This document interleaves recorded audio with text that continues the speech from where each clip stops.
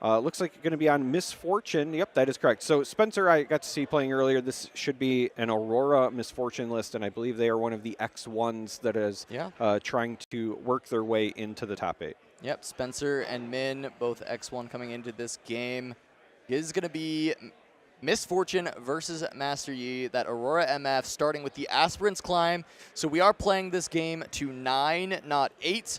And on the other side, Master Yi is playing on Grove of the God Willow, which will be when you hold here, draw 1. So with the early play of the Poro going up against an Aurora deck, looks like Min should be able to jump into that Grove and find some early card draw unless Spencer can find a Gust. Yeah, this stack deck will be a look for a Gust. And the reason the Gust is going to be so important here is because, again, the bonuses from Shield and from the Legend D passive only apply during combat. So a Gust would still deal with the Poro, slow down some of that tempo. And does end up picking up a Catalyst off the stack deck instead. Catalyst is going to allow you to channel those 2 runes exhausted for energy, which is going to allow Spencer to go from 3 runes to next turn having 5. If he plays the Catalyst, he'll be up to 7, which means turn 3 Aurora is on the table if he can find it. On the other side, we have this Clockwork Keeper coming down, and Min did decide to recycle a rune. So we'll get the draw now heading into the Grove. That's going to be almost successful. Fight or Flight sending the Poro back to base. Not only are you stalling the points out from Min, you are denying this Grove draw. So Spencer, a big tempo play here, knowing that he has a potential turn 3 Aurora, being able to deny 1 more turn of card draw is going to be fantastic. He finds another Fight or Flight, but you do not want to delay this Catalyst. You want to make sure that your next turn you'll be able to play that Aurora, but Min says no thank you. He will defy that and not allow Spencer that turn 3. Still on pace for a turn 4, but that is also, you know, as much as that Fight or Flight bought Spencer a lot of space, Min able to buy some of that space right back with the Defy. Yeah, the Defy coming in clutch, and now Min's going to be able to threaten both of these battlefields to start getting the points rolling. Again, going to be very important because of Aspirant's Climb. This is a game that will go to 9 points. We've talked quite a bit today about the kind of 2, 4, 6, 8 cadence, but there will be at least 1 extra cycle or series involved there, which Spencer hopes to utilize that extra time to play the Aurora and kind of play catch up and stabilize. And this is a successful conquer by Min on both locations as expected. Gonna go up to 2. Spencer just gonna go to 7 runes here. Not go to the full 9. Has a Mind Splitter, so if he wants to just start developing, since he does not actually have the Aurora in hand, he can consider going in that direction. I've seen a lot of MF Auroras into the Yi matchup. Maybe just play not even for the Aurora necessarily. If you don't see it, you just start playing your big guys. And you can kind of start dealing with Yi in that way. And we're going to see Spencer heads up immediately says, you know what? I don't have the Aurora in hand. Let's go ahead and just play the Mind Splitter. Let's see what you got. Let's try and take it away. And it is going to be a couple Charms, a couple Hourglasses, and a little bit more ramp for Min. And with only the small units around, you start to consider, is it just the ramp? Try and deny the extra card draw. Know what you're working with. It's just going to be some Hourglasses and some Charms. That is going to make the Master Yi from the Champion Zone rather annoying with those double Hourglasses, but it is only a 6 when it comes in versus the 7 of the Mind Splitter, so you've got a little bit of buffer here for Spencer. Yeah, the important piece here is that all of those kind of static bonuses are only applied when defending. So as long as Spencer can take one of these locations with a Mind Splitter and force Min to expend resources on the way in, there is a bit of an advantage there. I liked that Mind Splitter play also because Spencer now has the info of what they're dealing with. I also like it because the following turn, if you don't have anything better to play, I noticed there is both a Treasure Trove and a Mobilize, so still the ability to ramp back up, get yourself back on pace should a Aurora be one of the draws. Yeah, it is just going to be one of those Hourglasses. I mean, Min is now like, all right, well, Spencer knows my whole hand, so we'll just go ahead and start playing some stuff out. Looking for some more big threats, so actually just going to deploy a Discipline only for the draw and does find a White Flame Protector. That is a very good threat, especially White Flame Double Charm on 10 runes if you already hold a spot is insane into trying to deal with these big threats that Spencer is going to present. Yeah, so White Flame is very key in this matchup because of what you just said. If White Flame is deployed as a reinforce and targets itself, the charms are then going to be catastrophic because even with these big units that are in this MF Aurora deck, they're not as big as 16. Yeah, they are not. And also Min decides, you know what? While you are tapped out, I do not want to allow this Mind Splitter to hang out even more. I've got 2 of these Zanya's Hourglasses. I'll use one for my Poro here so that with that Discipline deployed earlier, not just getting the draw, but also now that +2 mattering, Poro, when defending with Master Yi bonus, is already a 5 on its own because of its shield. Giving that +2 from the Discipline, that's going to make it even with the Mind Splitter. The Charm gets to just deal with that straight away. So Min just keeping the pressure up, recognizing, hey, Spencer clearly doesn't have that Aurora ready just yet. Let's try and make sure we're pushing as many points as possible and not allowing Spencer any action with the units he plays. Now, this is also a really heads-up play by Min because with the rune state the way that it was a safe time for Min to exhaust everything, right? You're not really likely in a position where you're going to need to defy something or if they're running it, potentially wind wall. I think that this was a situation where you want to get those points, right? I can't help but notice Min already up to 4 points. Again, this is a game that has to go to 9 because of Aspirant's Climb, but Min says, okay, as long as I clean everything up, I don't have to worry about Aurora coming down. There's nothing that I need to counterspell. This is a time where I can kind of go for broke because Spencer is expected to kind of have a reset turn. All right, we'll see what he goes for. 4 runes, 5 runes, 6 runes. That might just be a Misfortune accelerated, and it looks like it is. Can also ready a rune here to get the Mobilize out, try and make up a little bit for that D ramp, and is going to be able to deal with the Clockwork because Min did tap out. In fact, that should eat the Zanya, so being able to deal with the second Hourglass, I think very impactful for Spencer. Really heads up to go for the MF here. And I do like the opportunity that you do have to just kind of go for the Mobilize, but he does pass, holds up, I believe Challenge is what he's got available, and also I think there was a Fight or Flight, and that will be a way to answer the Master Yi out of the Champion Zone, which is very important for Spencer in this spot. There is a second Fight or Flight, you're absolutely correct. I also really liked this play because the Misfortune does also prevent the draw on the Grove of the God Willow. Min has been kind of restocking the hand by holding that position a couple of times, but now will be forced to retake. You know, we've said it before, the Master Yi decks can sometimes struggle a bit on the retakes unless they have one of those big plays like a White Flame. In this case, we're going to see the Master Yi champion come from the champion zone, and this is normally big enough to get the job done, but Fight or Flight could be sending it back to base. Yeah, I think that is the idea for Spencer, is just push that back, knowing that Misfortune is big enough to deal with the other 2 units, but the Defy is backbreaking here, and that is straight up just a scoop from Spencer. Yes. Recognizing, hey, you know what? I went kind of all in with my runes here. I didn't find an Aurora, and I need this Fight or Flight to land, draw an extra card off of God Willow to try and claw my way back into this game. That Defy just ends it instantly, and Spencer's like, you know what? 40 minutes left. These games can go long. Let's give myself a chance to try and win the next 2. Yeah, I think that the story here is actually the game clock, and the reason for that is because even if Spencer was going to try to climb back into this game, pun intended because of the Aspirant's Climb, you're going to have to find an Aurora, and then you're going to have to stabilize, and so that game would be drawn out. And for them to take all of those game actions with not even a guarantee that you're going to win, right? We low chance, honestly. Very low chance. I think that playing for the clock, knowing that I have to now win 2 games with, you know, 40 minutes left in the round, you just scoop and go. But that was kind of a brutal start, unfortunately, for Spencer. Yeah, it's a near 0 win rate from there. And we're going to head back in to this matchup, get to game 2. Spencer against Min, and it looks like this is going to be the Obelisk game for Spencer. Going first, and then on the other side, Vile Maw's Lair. So Obelisk is going to give you that extra rune at the very start of the game to each player.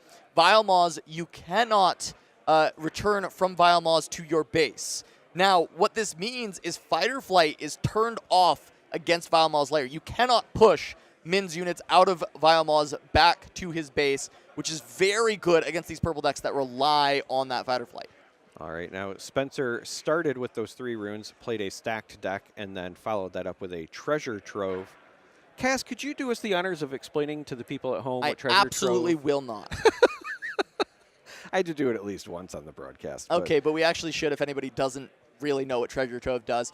Treasure Trove is a gear. It says when this leaves the board, draw 1 and channel 1 rune. Exhausted, you may pay a chaos power to kill this, so it would leave the board. There is a combo in this game where you can play a Pack of Wonders, which is another gear that does allow you to bounce a gear or a unit back to your hand, which can combo with Treasure Trove to continually ramp up with a draw 1 and a channel 1. Though a lot of players have not even bothered putting the Pack of Wonders in anymore, and they just use this as a 2-resource cycle because it'll replace the rune that it has to recycle and draw a card. And so far we have not seen Pack, and I feel like that might be the direction Spencer is in.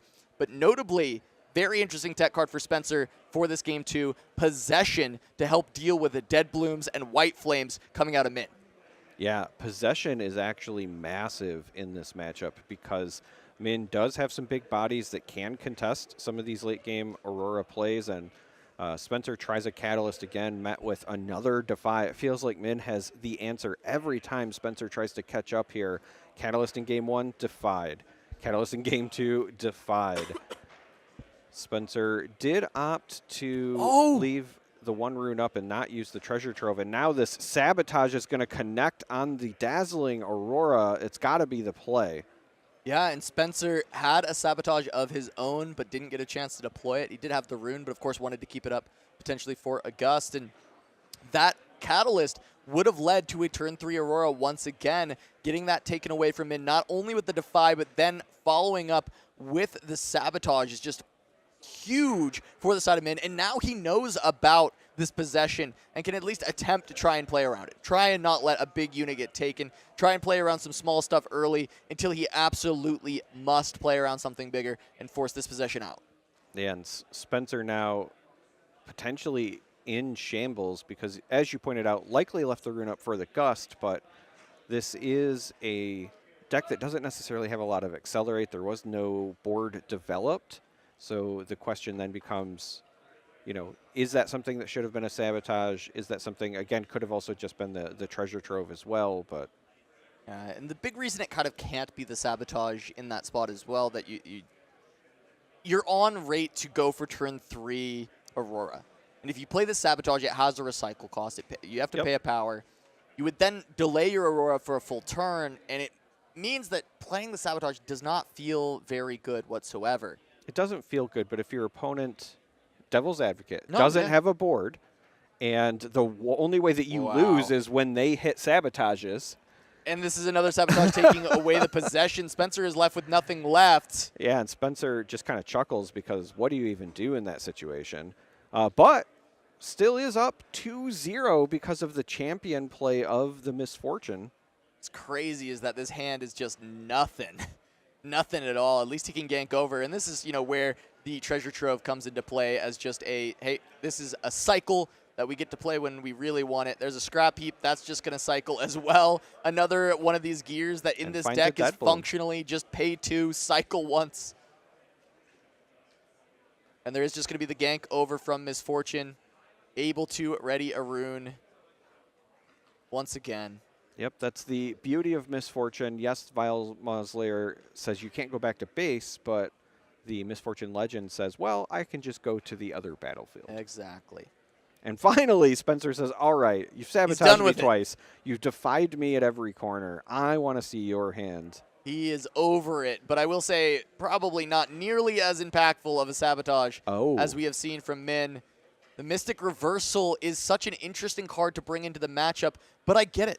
It's to play around the bullet time from being able to close out the game. Maybe play around a Fight or Flight, being able to get you that winning point at the very end. There are some high-impact spells that you can turn on Spencer, and the Possession is the funniest one of all. I was going to say, that could have potentially happened in this game if it hadn't been sabotaged away. There is the Possession. It's also, depending on the timing, as weird as it sounds, it's not a complete loss to use it on an opponent's Catalyst. You do go down 1, but if you stop a Catalyst, that could also potentially be worth it. So I kind of like the inclusion here. I think there's a lot of really relevant targets, but Spencer says, hey, you don't have units yet, so I'm going to continue to ride this Misfortune Champion. And Min says, I need to find something, so... Yeah, Min says, you're right. I don't have units. I absolutely do not. I'm going to show some discipline. Let me try and draw something. And he does find a White Flame, which is still a later game threat, but this is buying Spencer some time. He's being able to score these points. He can continue to gank around. He's up to 4. His deck is not doing what it's supposed to do, but it is scoring some points. He's getting to play with this MF captain, being able to run her around the map, and he's up 5-0 so far in these points. And his late game is still fantastic if he can kind of find the right draws, and a Dead Bloom is a great start. Yeah. Min just kind of plagued with having all expensive options for units. I believe there's a Tasty Faith Oak in hand. Of course, just drew the White Flame, and then even the Chosen Champion costs 7. Min should have at least an option starting this following turn.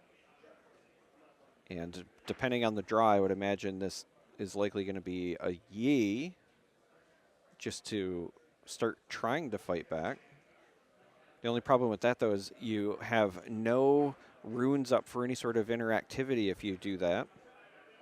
Yeah, but at this point, there's really no option. You've got to at least develop something. There is consideration to, maybe not even shipping it in, but I still think you kind of have to. Did he have it on guard, though? I think he... It was my fault. I miscounted. So there is one rune up, and that is relevant. Flight. Oh! They missed it. Fight or Flight cannot be played here. Once you are in Vile Maws, you cannot be returned to base. Fight or Flight should not be able to resolve, and they just they blew right past it. Yep. And that's just going to be that. It's just one of those things you're so used to doing it that when it happens... Yeah, easy to miss, but that was big for Min. That was his chance to maybe come back in this game. That Fight or Flight is a blowout if it gets to actually push you out of the Vile Maws, which it should not be able to. Yeah, it would have given a window to Min to start coming back. It is also worth noting, though, that Spencer has that Dead Bloom in hand, would have likely recaptured. I don't know that it would change the outcome. It doesn't recapture it. It ties, yeah. It is 8-8 when Master Yi is defending. I think that's a bullet time. Is that a pack? Yeah, so there is the combo that you were referring to in the deck. And I guess if you're also running the scrap heaps, maybe running a one of Pack of Wonders doesn't hurt. Yeah, you can get some additional draw there. Scrap heap also, when it leaves the battlefield, will draw a card. Or is it just when it heads to your trash? I think that it's trasher when played. Is it just trash and played? Yeah. But again, if you bounce it back and then replay it, you can still do the cycling. Not nearly as good.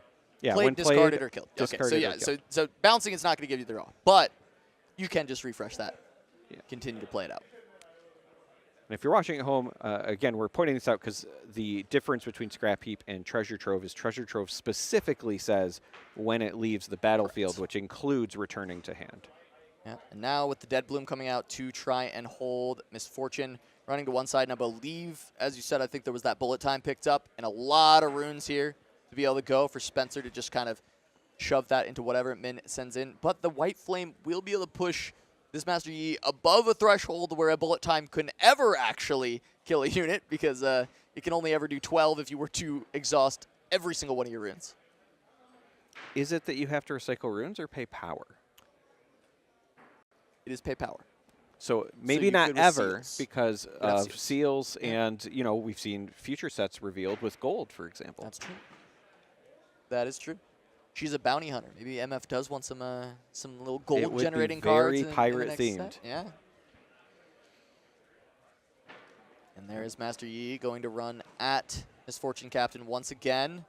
And so this is a Yi, no White Flame, so going to kick things off with a bullet time response. Again, see the one on guard. So Spencer kind of has to do the math and say, what possible buffs could you have? He does not have to choose until Min decides what he is going to do. There is the Mystic Reversal. And now he has control of the spell, so Min gets to decide how many runes he wants to pay for power to actually deal damage, which could be 0, I believe, to deal 0 damage. Could be 0. I was just wondering, is this a situation where you actually even want said 5. to do it? Said 5? Interesting. I think this is just a case where you want to ensure that you're going to get the Misfortune off the board one way or the other. The problem, though, is that Spencer is at 7 points and has both locations. So if Min doesn't have an answer for the other one, Spencer should just win off the hold point going to 8, and then we'd be going to a game 3. Looks like Min's still just considering if there's anything that he can do. He floated a bunch of energy here before this. I guess the other question is, with bullet time, is it specifically at a battlefield? Yes. So it did not have to be there. There could have been a situation, don't know it would have been a game-winning one, but Min could have just sent all 8 runes to the Predator and then hoped that the Yi still got the job done, and that would have at least kept him alive.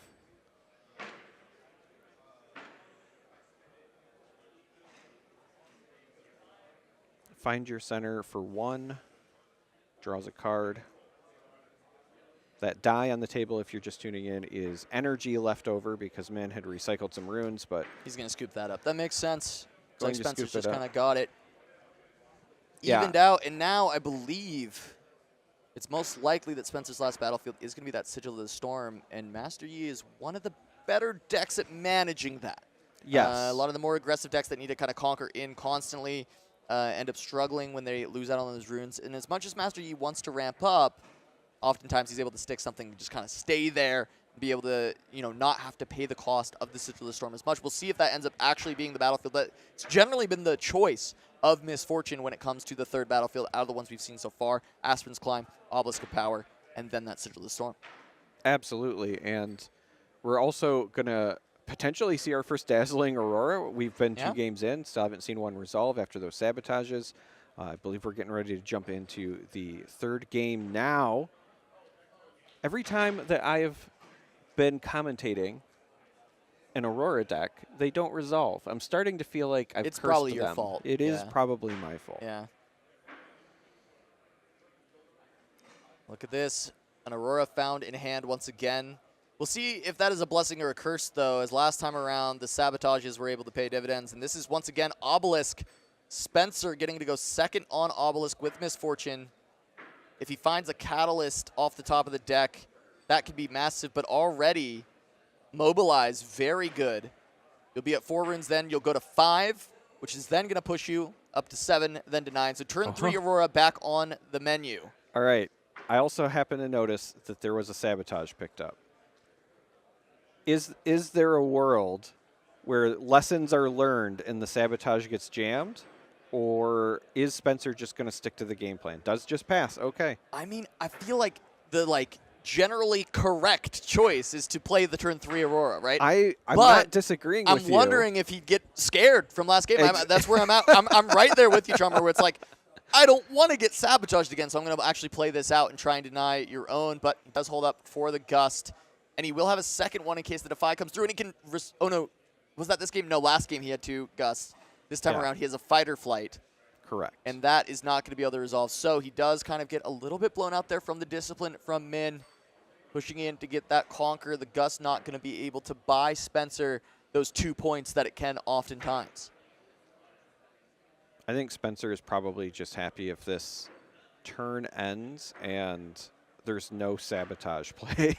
Yeah, no, I mean, I agree. He still has to get through 1 more after this one. He's up to 7 runes now. The Aurora still safe and sound. Stack deck. Stack deck. If he finds another ramp card, he can play the Sabotage. Yes. To try and protect his Aurora. You would still be safe to get to that point. I don't see one there. It looked like another stack deck, though. He can rebuy.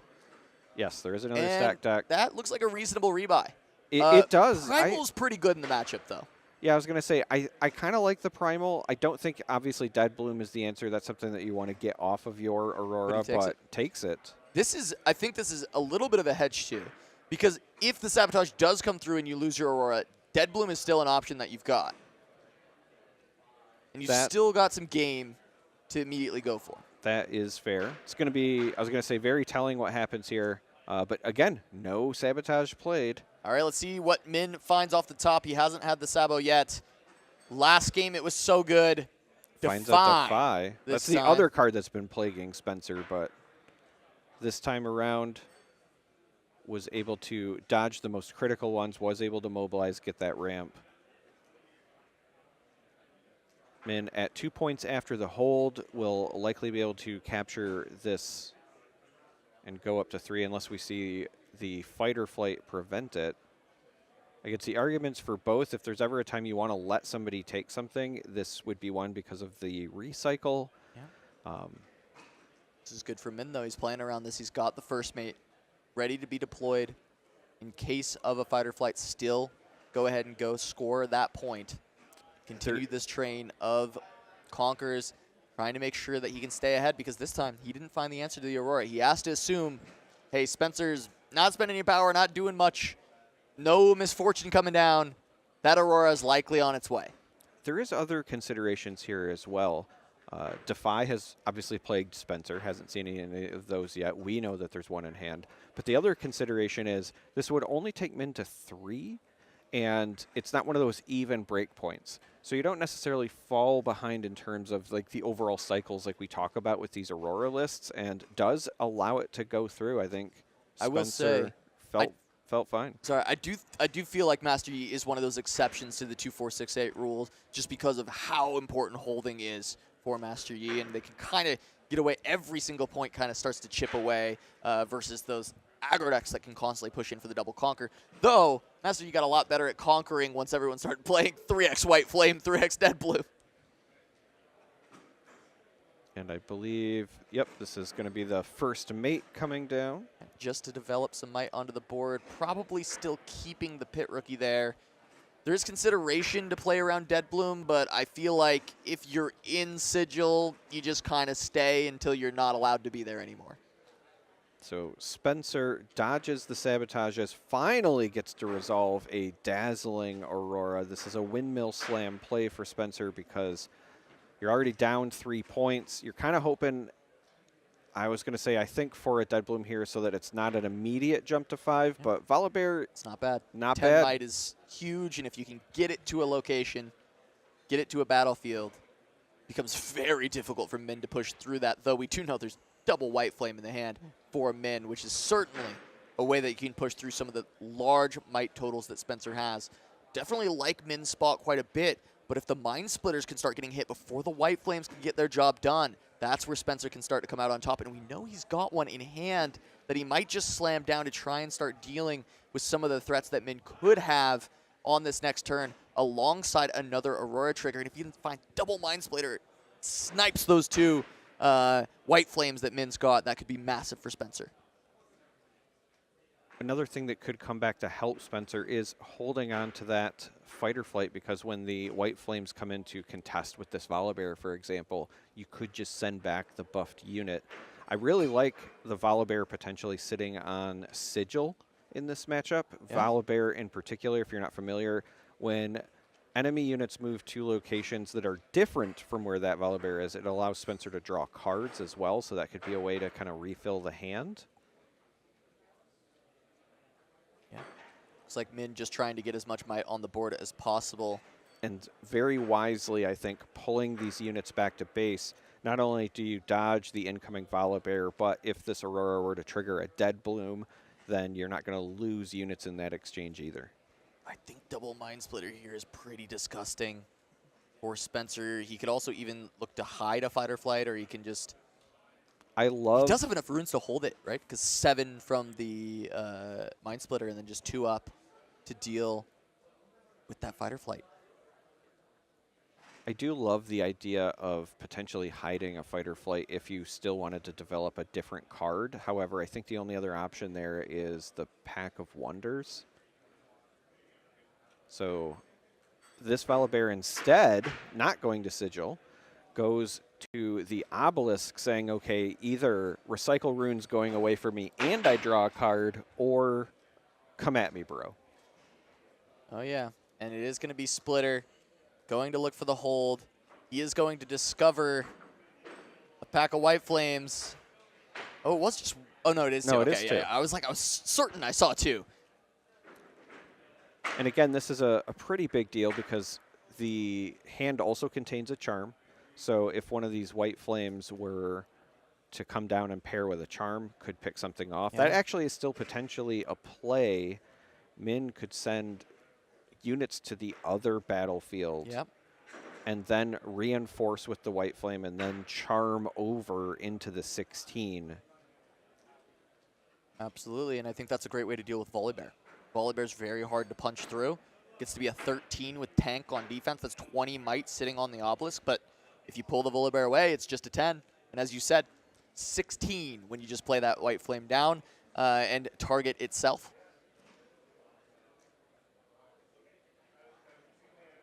Spencer, I think actually might be doing that calculus here, because instead of just windmill slamming one of these white flames away, if the charm forces, because again, knowing that you have the fight or flight in hand, if the charm forces that interaction out of Min's repertoire, you kind of have answers. The one downside, the one thing that gums this up, is he's also staring at that defy. Yeah, because you think about it, but how many runes are up here for Min on the next turn? This is actually the big question. So 7 and goes to 9. So it goes to 9. So he can play either Charm or Defy. Spencer also has this line of if the white flame comes down at the location after moving in and then you Charm, you fight or flight the big unit away and you get to conquer.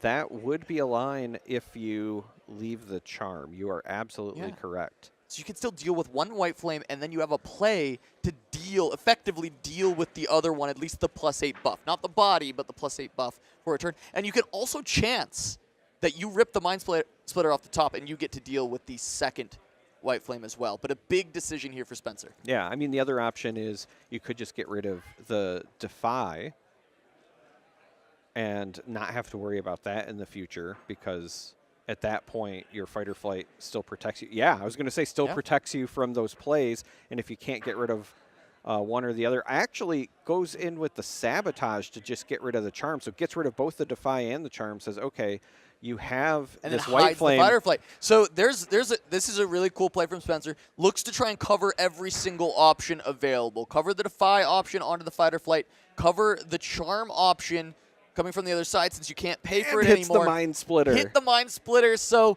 could have just gone for the YOLO rip on getting 2 white flames, but this seems a lot safer, kind of dealing with every different option that Spencer had, or that Min would have had available for that rather, and shreds the hand, taking 3 cards away from Min in a single turn.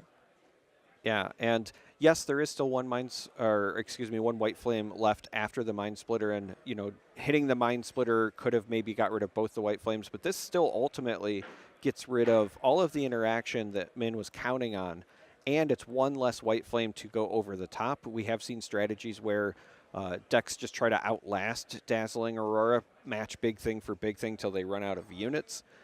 Getting rid of a white flame makes that strategy that much harder for Min.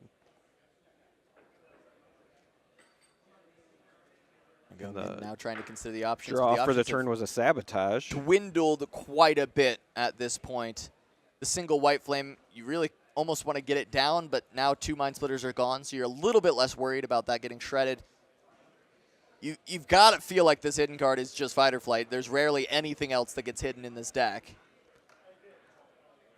So the interesting piece for Min right now is, normally in a matchup like this, you could just pile onto the other location and try to hold because you have the point lead.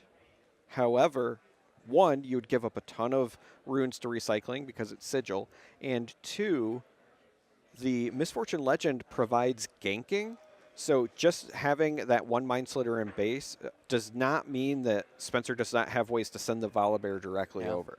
And Min with that Sabotage, not only does he only get rid of a Pack of Wonders, which is largely irrelevant. Yes, there are some end games with Misfortune Aurora where you can Pack of Wonders a Mind Splitter back to keep shredding the hand, and that can be a really strong way to deal with Yi in the end game, to never allow him the opportunity to actually play a big threat. So it is not an all loss, seeing as how there are the Mind Splitters available. However, what he does see and really shakes his head at is, okay, there's a Dead Bloom there. And as much as I don't want to see it pop off Aurora, I also don't want you to see you play a Dead Bloom and then have an Aurora trigger to get you another unit onto the board. And there's no way he can interact with that Dead Bloom beforehand. So he has to figure out, how am I scoring 3 more points here while you're still churning through this Aurora. I'm not Kaisa. I'm not Victor. I don't have these ways to deal with the big units over and over and over again. And I think Min was just trying to do some math there. He was counting the might of the units in the base. And again, not enough to overtake the obelisk here. So is this going to be a send to the sigil and just recycle everything and attempt that turbo hold that I was talking about? Well, it's only one rune on the Conquer, no matter how many things are there. So it is just the question of, do you hope that there's no bullet time off the top? You've got White Flame potentially to jam. What can you play for? This is, I mean, how much might is this? This is just... I believe it was 14 when he was doing the count earlier. And yeah, I think you're absolutely right. Has the float there on the energy. Recycles one of those calm runes. And then uses the rest to also play the White Flame Protector. So Min trying to say, you have to come take this for me because I have the point lead. The problem is that Spencer should have the tools to take this away ultimately. With Min having all of the runes exhausted, you don't have to worry about combat tricks or anything like that. It is just a might check with the White Flame there and the others, assuming I was correct with the 14, should be 22 total. And we have the Dead Bloom, which obviously doesn't go in and win, but would still force a trade with something. Right. We have the Mind Splitter and base, and then again, the ganking from the Misfortune should be able to be enough to go over the top. You're absolutely right. Yeah, this is easy enough. Send the Dead Bloom. Go ahead and trade it with the. Well, is there enough runes to play the Dead Bloom? Oh, that's a good question. We saw a lot of recycling happen earlier on. I think you're one short. One short. He's at 7. So that definitely changes the math. There is still an accelerated Misfortune available. Fight or flight the Volibear back, gank the Mind Splitter. That's 24. That is also an acceptable way to do it. That clears everything. You have a Mind Splitter remaining and an Aurora trigger. Let's see if he decides that line is what he wants to do. Min's tapped out. You can do whatever you want here, and I think if he's at 7 runes, can't play the Dead Bloom, unless I'm missing something else, that feels like the best line. You maybe, no, you do. You'd lose the hidden anyway if you're using everything. So doing that with Misfortune doesn't really help. Yeah. So there is also a consideration where Spencer could just decide to peel as much off without stopping this. Min is only at 6. So this doesn't have to be overtaken this turn. You do have one more turn to potentially answer it. Gives ganking over to the Mind Splitter. Yeah, and so, like I said, the Misfortune comes from the Champion Zone, which allows them to ready the Exhausted Legend, and then that gives ganking to the Volibear. Misfortune being on the other location means you preserve the Fighter Flight. Yeah, I like it. Really, really well done from Spencer.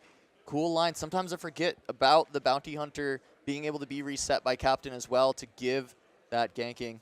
Really, really nicely played by Spencer. Mastery over the deck. Having to recycle a rune, going to slow down the clock for that second Aurora that he's drawn, but doesn't really matter. He's got full control. He's cleared everything that Min played. Min is on a single card.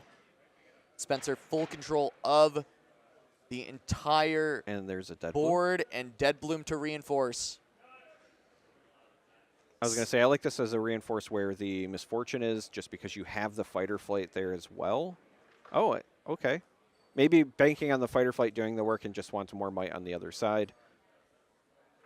Min looking kind of defeated. Not sure what draws can even save him now. Dead Bloom just gets Fighter Flighted away, even if Min does find it. It's just going to be a Poro pass, and that's not nearly enough value. To the recycles, Min is also not capable of playing Dead Bloom there either. Because, again, that Sigil did force that one rune to be recycled and was just enough to set it back. Here we're going to see the Mobilize, just channel a rune for Spencer. Yeah. That allows Aurora to be played on the next turn for Spencer to be at double Aurora, but I don't even think it's going to be needed. Another volley bear comes down. Minh just going through the motions here. Doesn't want to give up. Being at 6-1, can almost taste the top 8, but can't quite get there. Can't quite get over the hump. Can't quite get over the mountain that is the Aurora MF. The aspirant's climb not going to be successful this time around from Master Yi.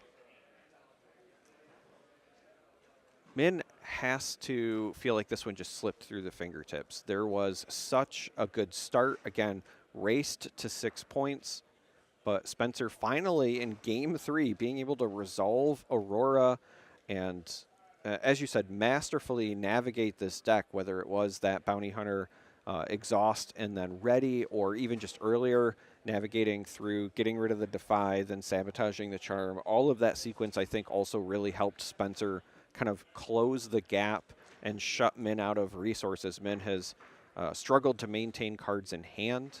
So here we're just going to see the Tasty Fey Folk and the Poro go in to try to force out at least the Dead Bloom. Does take the trade with the Dead Bloom. Going to be able to draw additional cards, channel some runes, finds a White Flame, but little too late. Spencer going to be able to go up to 9 runes on this turn. Has second Aurora in hand. A lot of units coming out of the deck, 2 Dead Blooms in hand. I'm not sure how many units he actually has left for the double Aurora, but Minh just says, you know what, I've had enough. Gonna scoop things up. Spencer still X-1 going into the final round of the day, trying to lock a spot in top 8 for Misfortune.